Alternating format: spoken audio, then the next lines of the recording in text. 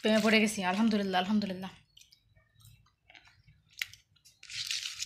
আচ্ছা এবার বলো, আমার আম খাওয়া থেকে কার কার আম খেতে মন চাইছে কমেন্ট করে দিবা। হ্যালো এভরিওয়ান, আসসালামু আলাইকুম। সবাই কেমন আছো?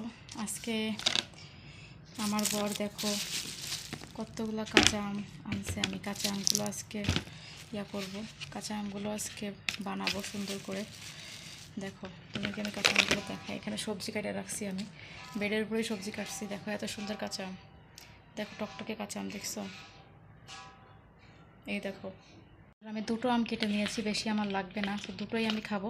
আর দুটো আছে, যদি লাগে আমি পরে নিব। তো আমের সঙ্গে আমি নিব আসলে কাঁচামরিচ। আমি কাঁচামরিচ একটু বেশিই নিব, কারণ আমি ঝাল ঝাল খাবো আজকে, আমার মুখে একটু রুচি কমে গেছে। 5টা মরিচ আমি দিব এখানে। তো এখন তোমরা দেখতে পাচ্ছ এগুলো, এটা আমি ধুয়ে আনবো। এটা ধুয়ে আনার পরে আমি ছোটো ছোটো পিস করবো, ঠিক আছে?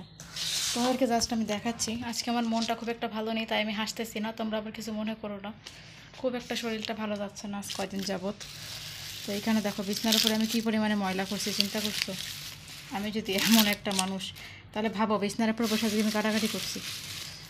আসলে শরীর ভালো না থাকলে যা হয়। যাই হোক, এই ময়লাগুলো নিলাম, ময়লাগুলো আমাকে ফেলতে হবে।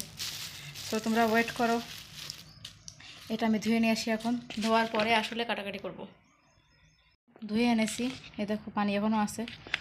আর এখন এটা আমি মাখাবো এই যে মরিচগুলো দিয়ে। আমার হাতে যে মরিচগুলো আছে, মাই গড, এটা ভীষণ ইয়ামি। আমি তো একদম তাও সহ্য করতে পারছি না। এটা তো খাওয়ার মতো একটা ব্যাপার ভাই। যারা আমের লাভার তারাই একমাত্র বুঝবে যেগুলো খাওয়ার মজা কতটা।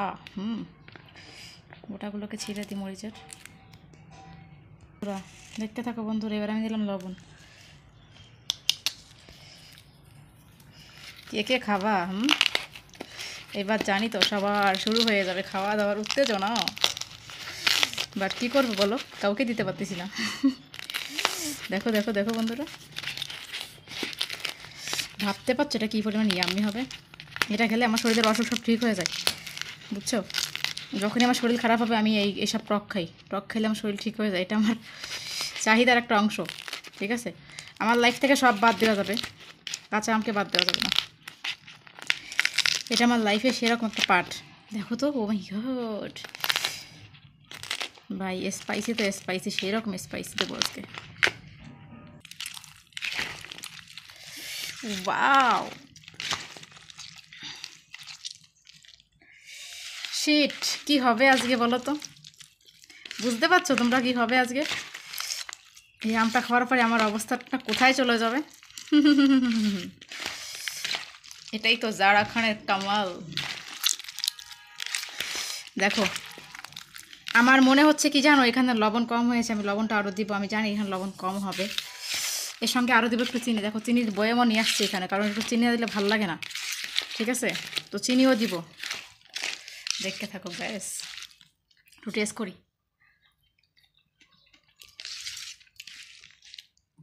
অমৃত বুঝো, অমৃত হয়েছে। এখন একটু চিনি দিই, একটু চিনি দিলাম, বেশি চিনি দিব না। মিক্স করে দিই,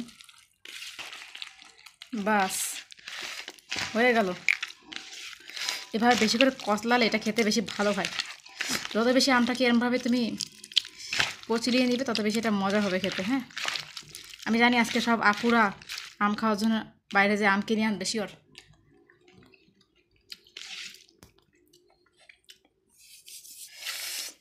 এই টেস্টের তুলনা নেই ভাই, এই টেস্টের তুলনা আমি কোনো কিছুর মধ্যে দিতে চাই না, ঠিক আছে? এই খাবারের তুলনা হবে না কোথাও।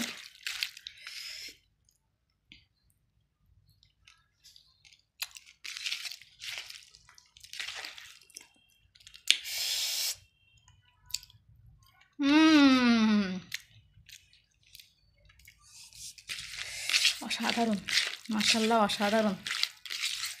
প্রেমে পড়ে গেছি। আলহামদুলিল্লাহ আলহামদুলিল্লাহ। আচ্ছা এবার বলো, আমার আম খাওয়া থেকে কার কার আম খেতে মন চাইছে কমেন্ট করে দিবা। দেখি আজকে কমেন্ট বক্সে ঝড় তুলে দেবো কোন কোন আপুর খেতে মন চাইছে, আর কোন কোন আপু আমার খাওয়া থেকে আজকেই আম খাবে। জানিয়ে দিও। টাটা।